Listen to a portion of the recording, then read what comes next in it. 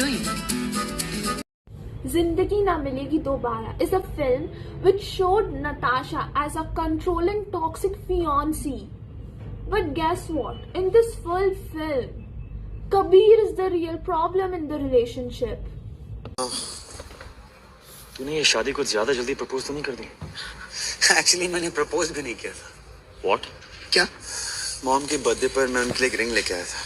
वो रिंग देने से पहले मैंने नताशा को दिखाई थी और उसको लगा कि उसके लिए है. Although if he did not want this marriage or he did not intend to propose, but when Natasha actually interpreted that as a proposal, he could have said this. Or why did he let that false hope exist after all? Till the point where marriage cards were even posted and printed out. Like, if you didn't want the marriage, you could have stopped it going so further. But he is shown as someone, oh, he's just figuring himself out rather than holding him accountable for his mistake. Because if you see from Natasha's side, she was getting married and she wanted an emotional investment, support and clarity from her soon-to-be fiancé. But how is she portrayed as? A villain in this character, shown as an obstacle for Kabir's freedom. We can see the full scene in which he has said that. Then why did you let it extend so much that it went so far that your parents were involved in it? Why didn't you take action that time and now you feel suffocated and secretly questioning the relationship? You weren't even talking properly to your own fiancé and said you can go or you can stay. That's not how someone actually behaves. When you see the movie again, you do realize that Natasha was correct and Kabir's character wasn't mature enough to take that responsibility and accountability which is needed. So this movie has gender framing. Natasha has been shown toxic.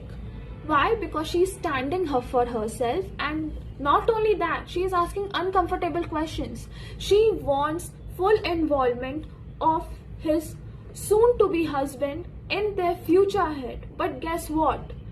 Kabir, on the other hand, after Natasha misinterpreting the mother's birthday gift as a proposal gift, he let the things escalate real far rather than storming it over there and just confront and say that he wasn't ready for the marriage. But guess what? He let the false hope exist till the time wedding was about to happen.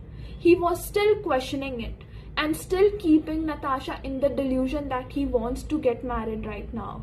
So who is the one at fault? Of course him. If he wasn't ready, he could have stopped it, but he didn't. And how the film framed it? It framed it as, oh, he's exploring himself. That's how patriarchy works. You don't hold men accountable of their own wrong decisions and their wrongdoing. You blame the women instead all the single time. And this is what was shown over here. So rather than watching the film and thinking that Natasha was the villain, she was the only one sensible over here and acting as a responsible soon-to-be wife for the marriage.